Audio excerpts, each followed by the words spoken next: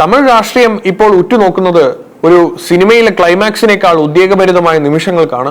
Cinema സ്ക്രീനിൽ 100 പേരെ ഒറ്റയ്ക്ക് നേരിടുന്ന ദളപതി വിജയ് എന്ന രാഷ്ട്രീയക്കാരൻ തന്റെ ആദ്യ തെരഞ്ഞെടുപ്പ് അംഗത്തിൽ തന്നെ പതറുന്ന കാഴ്ചയാണ് നാം കാണുന്നത്. രാഷ്ട്രീയ തന്ത്രങ്ങളുടെ ചതുരംഗ കളത്തിൽ കരിനീക്കങ്ങൾ പിഴയ്ക്കുന്നുണ്ടോ? ഇടപ്പാടി എന്ന ഹൈ പ്രൊഫൈൽ മണ്ഡലത്തിൽ പത്രിക തള്ളപ്പെട്ടതും സ്ഥാനാർത്ഥിയെ കാണാതായതും ഒരു യാദർച്ഛികത മാത്രമാണോ? അതോ ഇതിനു പിന്നിൽ വലിയ രാഷ്ട്രീയ ഗൂഢാലോചനകളുണ്ടോ? ഈ വിഷയത്തിന്റെ എല്ലാ വശങ്ങളും നോക്കുകയാണെങ്കിൽ തമിഴ്നാട് മുൻ മുഖ്യമന്ത്രിയും AIADMKയുടെ കരുത്തനുമായ എടപ്പാടി കെ പളനിസ്വാമിയുടെ തട്ടകമാണ് എടപ്പാടി. ഇവിടെ അദ്ദേഹത്തിനെ നേരിടാൻ വിജയ് നിയോഗിച്ചത് അരുൺകുമാർ എന്ന യുവ നേതാവിനെയായിരുന്നു. എന്നാൽ ഒരു സ്ഥാനാർത്ഥിയെ പിന്താങ്ങാൻ 10 പേരുടെ ഒപ്പ് വേണമെന്ന പ്രാഥമിക നിയമം പോലും പാലിക്കപ്പെട്ടില്ല എന്നത് രാഷ്ട്രീയ നിരീക്ഷകരെ അമ്പരപ്പിക്കുന്നു. പത്രികയിൽ 8 പേരുടെ ഒപ്പ് മാത്രമാണ് ഉണ്ടായിരുന്നത്. പ്രധാന സ്ഥാനാർത്ഥിക്ക് എന്തെങ്കിലും സംഭവിച്ചാൽ പകരം നിൽക്കേണ്ട ഡമ്മി സ്ഥാനാർത്ഥി നിത്യയുടെ പത്രികയും ഇതേ കാരണത്താൽ തന്നെ തള്ളപ്പെട്ടു. ഇത് പാർട്ടിയുടെ സംഘടനാ സംവിധാനത്തിലെ പാളിച്ചയാണോ അതോ മനഃപൂർവ്വം വരുത്തി തീർത്ത വീഴ്ചയാണോ എന്ന സംശയം ശക്തമാണ്.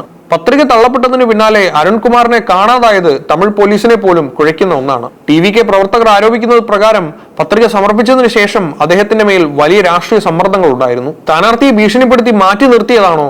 പാർട്ടിക്കുള്ളിലെ തന്നെ ചിലർ അദ്ദേഹത്തെ ചതിച്ചതാണോ? എതിർ പാർട്ടികൾ അദ്ദേഹത്തെ തടങ്കിലാക്കിയതാണോ? ഈ ചോദ്യങ്ങൾക്കെല്ലാം ഉത്തരം കണ്ടെത്താൻ സേലം പോലീസ് അന്വേഷണം ഊർജിതമാക്കിയിട്ടുണ്ട്. ഒരു നിയമസഭാ സ്ഥാനാർത്ഥി ഇത്തരത്തിൽ അപ്രത്യക്ഷമാകുന്നത് തമിഴ്നാട് തെരഞ്ഞെടുപ്പ് ചരിത്രത്തിൽ തന്നെ അപൂർവമാണ്. 2026 നിയമസഭാ തെരഞ്ഞെടുപ്പിൽ നിർണായക ശക്തിയാകുമെന്ന് പ്രഖ്യാപിച്ചാണ് വിജയ് രാഷ്ട്രീയ പ്രവേശനം നടത്തിയത്. എന്നാൽ ആദ്യ പടിയിൽ തന്നെ ഉണ്ടായ ഈ പിഴവ് പാർട്ടിയുടെ ഇമേജിനെ ബാധിച്ചിട്ടുണ്ട്. തെരഞ്ഞെടുപ്പ് ചട്ടങ്ങളെയും കീഴ്വഴക്കങ്ങളെയും കുറിച്ച് പാർട്ടി പ്രവർത്തകർക്ക് വേണ്ടത്ര അവബോധമില്ല എന്നത് ഈ സംഭവത്തിലൂടെ വ്യക്തമായി.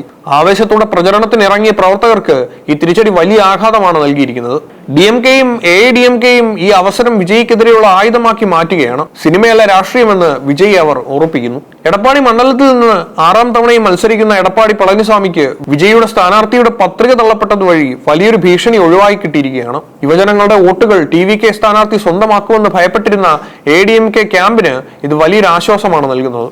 രാഷ്ട്രീയ നിരീക്ഷകരുടെ അടിസ്ഥാനത്തിൽ വിജയ് തന്റെ രാഷ്ട്രീയ ശൈലിയിൽ വലിയ മാറ്റങ്ങൾ വരുത്തേണ്ടി വരും.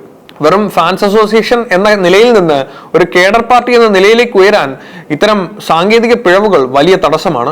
ഏപ്രിൽ 23-ന് വോട്ടെടുപ്പ് നടക്കാനിരിക്കെ ബാക്കിയുള്ള മണ്ഡലങ്ങളിൽ ഇത്തരം വീഴ്ചകൾ സംഭവിക്കാതിരിക്കാൻ വിജയ് നേരിട്ട് ഇടപെടേണ്ടി വരും. തിരിച്ചടികളിൽ നിന്ന് പാഠം പഠിച്ച് വിജയ് കരുത്തോടെ തിരിച്ചു വരുമോ? അതോ ഈ വീഴ്ചയുടെ അനുരണങ്ങൾ വരാനിരിക്കുന്ന തെരഞ്ഞെടുപ്പ് ഫലത്തിൽ പ്രതിഫലിക്കുമോ?